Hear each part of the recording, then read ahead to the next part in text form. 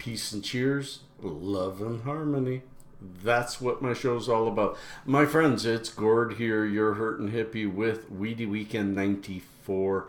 We missed last week. I really intended to do one, even though it was an Easter long weekend, and maybe even especially because it's a long weekend. But I just didn't get to it. I went to the mountains on Easter Day and really overdid it. And so, really, the only story I had was Canadian legalization. And as you've seen from the title, that's going to be the main thrust of today's topic. Why? Last week, the government finally outlaid their plans for the legalization, still trying to stick to the statement that they will legalize by July 1, 2018, by Canada Day. Already, just this week, I've seen a few stories that it's possible that day may slip a bit because some people are talking they don't want Canada's birthday to also become the birth of the legalization movement.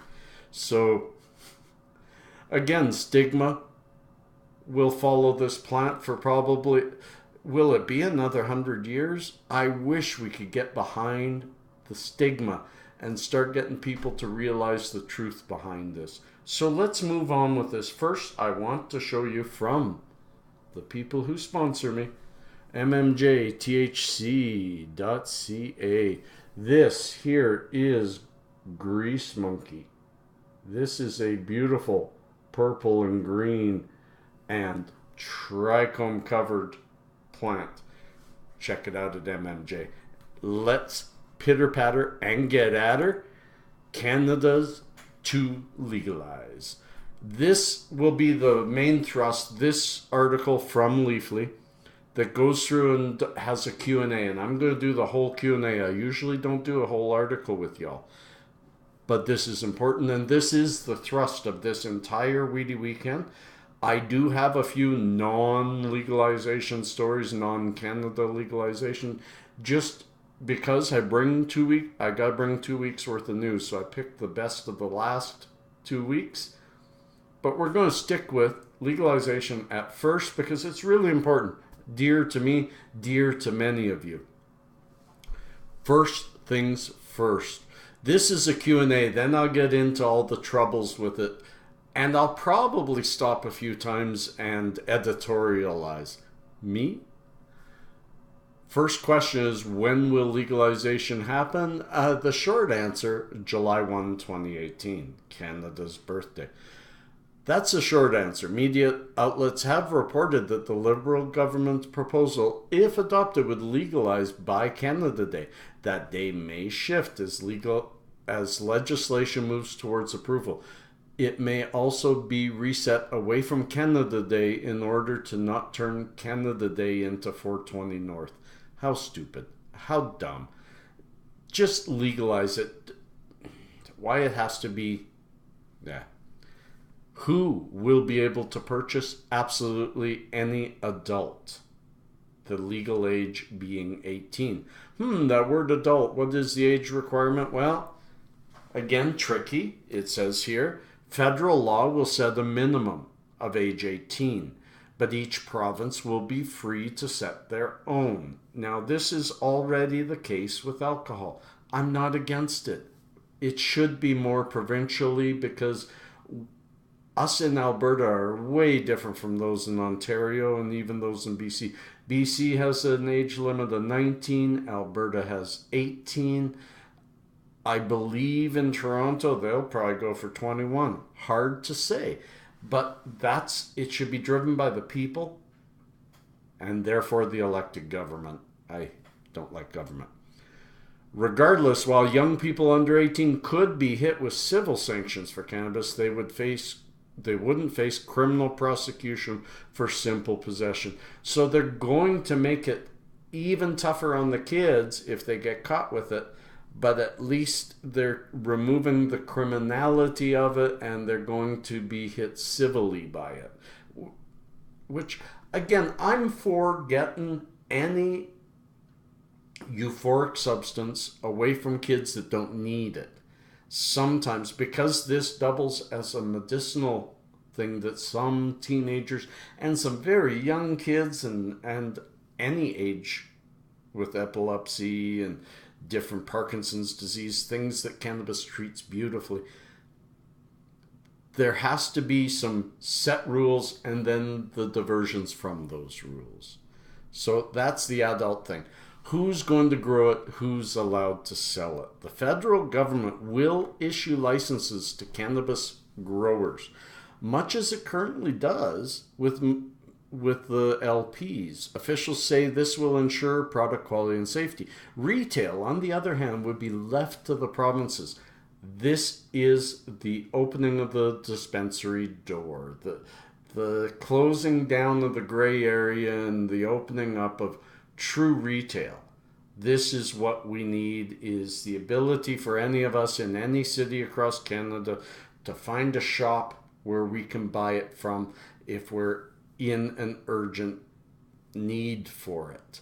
As well as, and you got to remember, I talk medicinally, so there is a need for your medicine. Recreationally, shouldn't be a need unless you're addicted. So let's go on from that. The very next one leads into it. Will I be able to buy at a cannabis store? Whether to permit storefront dispensaries will be a decision left to provincial governments. If legal states in the U.S. are any indication, and they are, some communities will welcome retail stores, others will likely ban them. If a province doesn't put in place a retail distribution or sales framework, adult consumers may be able to purchase directly from the LP. So the LPs are going to become more of the base, the legal beginning point of the plant. And then it'll weed its way through a myriad of different retail situations depending on the provinces and how they build their framework to look after it. How much can I have?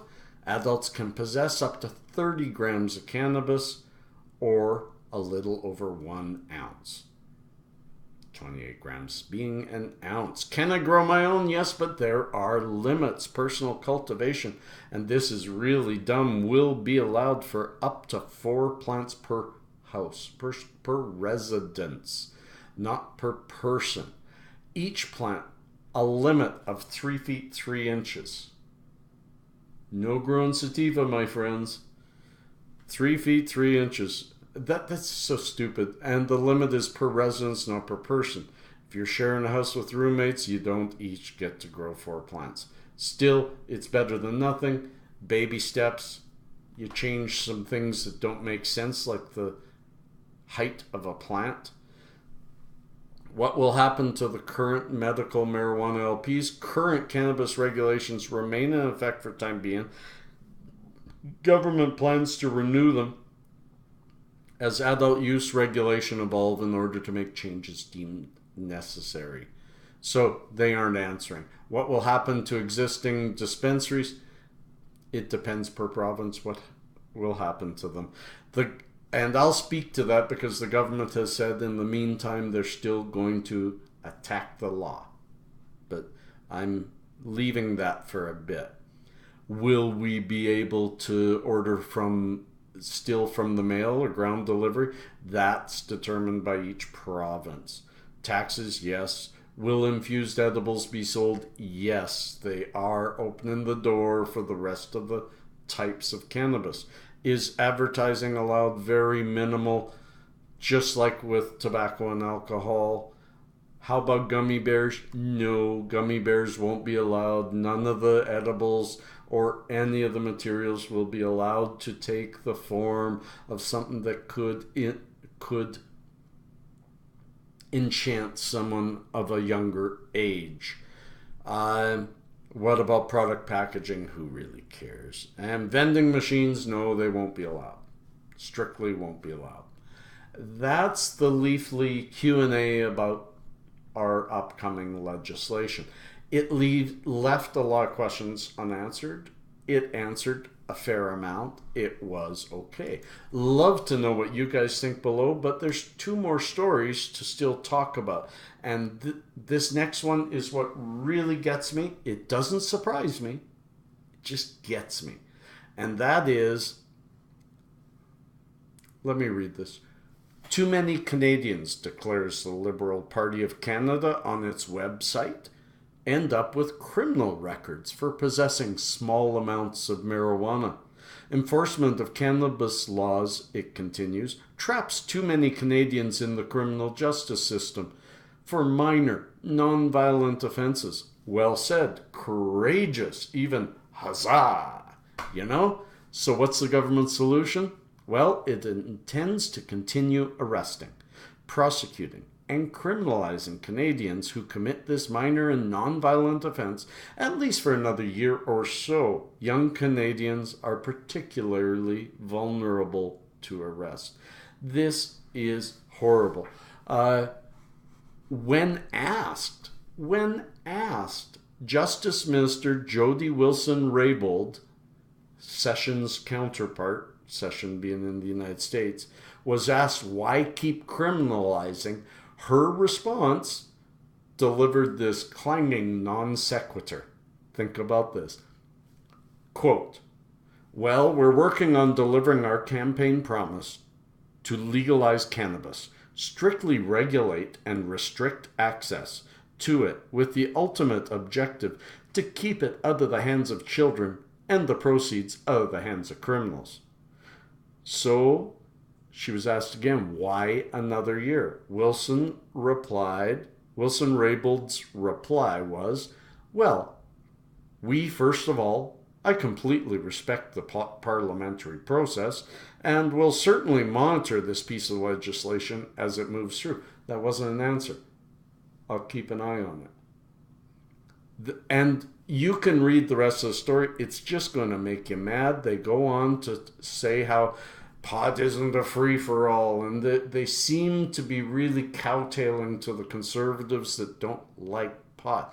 They made a promise, get it out there, but OMG, why they aren't saying let's have some leniency towards this law, because the people we're arresting, the law won't even be there by the time they get to court if they just get it remanded a few times. Amazing. Amazing. Existing laws prohibiting possession and use of cannabis remain in place and they need to be respected. This must be an orderly transition. It is not a free-for-all.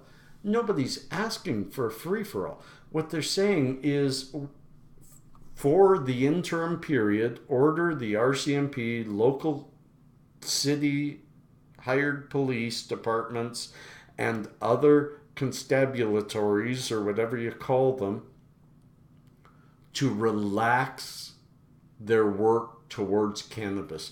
Yes, you find a young person with a pound on them selling to other kids.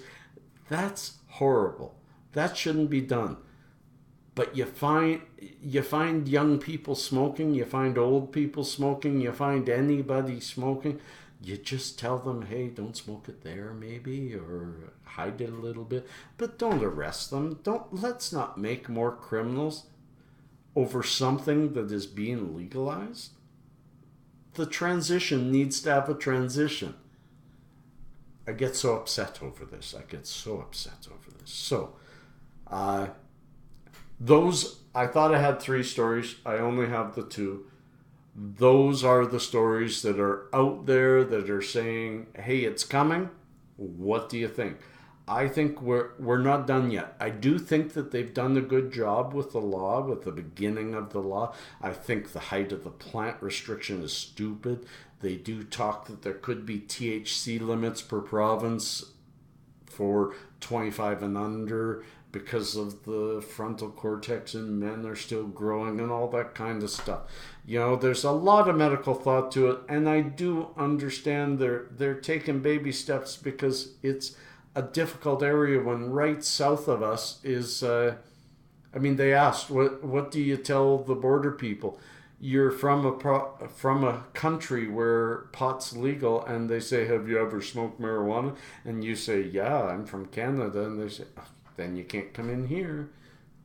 There's a whole bunch of what ifs and wherewithals and all that stuff that all countries are going to have to deal with. So I respect the fact that we're going slow. I don't respect some of the ways we're moving, especially not having an interim relaxation of the laws. Let's move on. The first 15 minutes was all about legalization, and if my son wasn't in a room over there, I've got the door closed, he's not listening, they're busy playing, but if my son wasn't in the house, I'd have some of this with you right now. So everybody have a little cheers to Canada, and let's get moving on with legalization efforts. The next story comes from MaryJane.com, and it's about Quigley. It's about cannabis shot. Quigley's cannabis shot. The multi-dose, 0 calories, 0 grams of fat, 50 milligrams of THC. You take it, you're high right away. None of this waiting for edibles. They have done one thing. Well, let me read this to you. A main problem people face when it comes to edibles is that they don't know how to dose.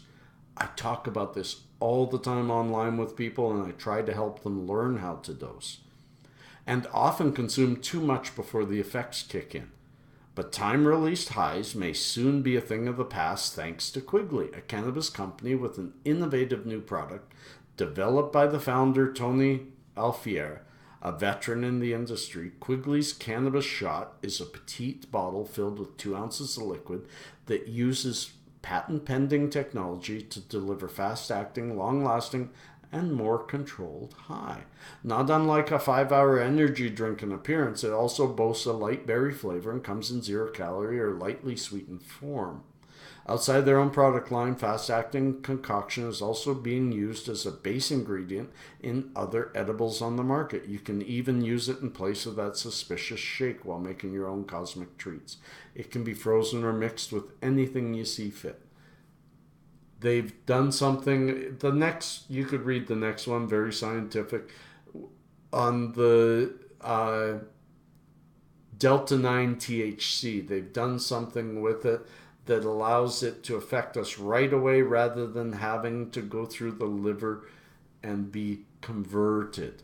So really interesting. In fact, I wrote this company and I am going to be in contact with them. They are looking at the Canadian market. They just right now can't deliver into the Canadian market. The only way they can get into this market is to actually have facilities here. I hope that at least their patent pending formula makes it to the Canadian market, because that is one thing about edibles. You know, I often forget my 5 o'clock pill, and by 6 or 6:30 I go, you know what, I don't want to wait till 8:30 to get that feeling, so I'll just skip it today. I do edibles a lot. I believe in them. I believe they're the better way to look after your body. Less high, more body, more pain relief, longer lasting. Nothing can get spilled or breathed in by people around you. It's a great thing for chronic pain sufferers who have kids. Edibles the way to go. It's a good thing that the Canadian industry will be changing that way too. So on to the next story, my friends. Cheers, cheers, cheers. The next story, very short one. I have talked about it previously. Jerry Jones, the one of NFL's, the Cowboys owner, has come forward again and said he wants to see marijuana policies relaxed in the NFL to allow medical use. It does tell me something that I had no idea. It could be, let's see, go down a bit. Although the NFL, if Jones wants the NFL to dump its ban on marijuana, he's going to have to wait until the current collective bargaining agreement expires in 2020. 3 more years. But be prepared for it. Start working towards it. And that's what he's asking for. Good story. I think it's about time. Yes, there is that unique path that marijuana walks that the other drugs don't walk. Some drugs are just performance enhancing. Some are just psychoactive. Marijuana could be a bit of both. If you're getting rid of pain, you're increasing your performance level. So where do you walk on? Is it pain relief or is it performance enhancement? That's a difficult subject. Talk below. And while you're there, click subscribe. Anyways, let's move on. Now, 3 reasons medical marijuana should be our anxiety medicine, antidote. And I'll just say them. Fewer side effects, less addiction, and higher quality of life.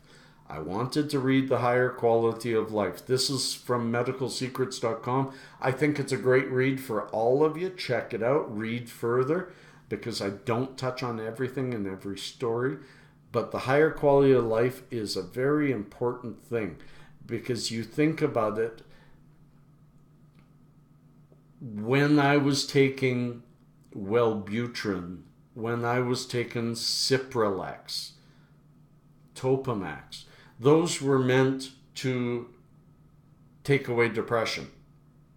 It gave me a lesser quality of life. Yes, for a while, it actually, over a long term, caused the depression it was trying to get rid of. But it maybe stopped me from being sad, but it kind of killed the inability of being happy. Where marijuana gives you that levity of life, gives you that feeling of things can be funny when they're not even funny. That kind of quality of life is really important to somebody who's depressed. To be able to smile again is a big, big movement. I've had a rough couple of weeks these last couple of weeks, and I'm really smiling big lately. And it's been partly because of my medicine, partly because life is changing, and mostly because of all of you working with me on Fake It Till You Make It. So, marijuana should be your anxiety antidote. I've spoken to so many people as I've carried these stories forward who are also finding even just a good hybrid or a sativa can boost your mood, all the way to heavy CBD use to get rid of crippling anxiety, and that's where I am. The next story, also from medicalsecrets.com. Both of these brought to us by MMJTHC.ca. They share a lot of stories with me. 5 prescription drugs that could literally be replaced by marijuana. Vicodin, a painkiller. Xanax, an anti-anxiety. Adderall, a stimulant. Ambien, a sleeping pill. Zoloft, an antidepressant. All 5 of those and any of its friends and neighbors could easily be taken away and replaced by marijuana. It works. I will say this about the sleeping pill. You replace it with marijuana. Certain types of marijuana can help you sleep better. One thing marijuana does, though, is take away or lessen your ability to get into really deep sleep. I have not really gotten deep into a dream in a very long time. I'm not against that. As long as I'm sleeping, I'm happy. Now, 23 minutes. This is the longest Weedy Weekend in a while. And I have one last story. And it comes to you right after 420 just came to us. And it is, what is the origin of the story of 420? And so many people have I honestly, all my life, believe 420 was driven by, it's the cop code for dealing in progress or something like that. You know, we got 420 happening at 6 and 14th.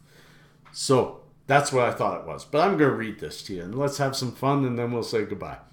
The origin story of 420 has been obscured by various rumors. Some say it comes from a number of chemical compounds in cannabis. Others suggest it matches up with the mythical 420 tea time in Holland. Still, others state that it coincides with Bob Marley's birth date or the death dates of Cobain, Janis Joplin, Hendrix. It's also been explained as a police code, for cannabis use. All of these are fictitious, according to this. Truth is what you make of it. The truth is that 420 originated in the fall of 1971 at San Rafael High School, 30 minutes north of San Francisco. A group of students nicknamed the Waldos caught wind that the U.S. Coast Guardsmen stationed at the nearby Point Reyes Lighthouse had abandoned a cannabis patch somewhere in the forest on the Point Reyes Peninsula, and becoming nervous that it could be found by his commanding officer, jeopardizing his career. Not wanting the cannabis to go to waste, Newman drew a map for his brother-in-law, who passed it on to his friend, the Waldos. All 5 Waldos were athletes, so they planned to meet at their school's Louis Pasteur statue after their team practice was over, you guess it, at 420. They would then smoke copiously before venturing into the forest, armed with the treasure maps, searching for the lost grow. The search continued for weeks. Every day they planned to meet. The Waldos reminded each other the hallway between classes, 420, Louis, a phrase that would eventually be shortened to 420. Lamentably, the grow was never found. However, the Waldos continued to use their new code phrase to signal that it was time to smoke. And it goes on to talk about it. I think that's an interesting story. I don't know how true it is. Maybe you know more. Maybe you can tell us below. Weedy Weekend's getting a lot of coverage, and I love that. Share it with your friends. Share it with your family. Watch it while you're getting high. Just enjoy your Sunday or your week. Peace and cheers, my friends. Love and harmony from your hurtin' hippie to you.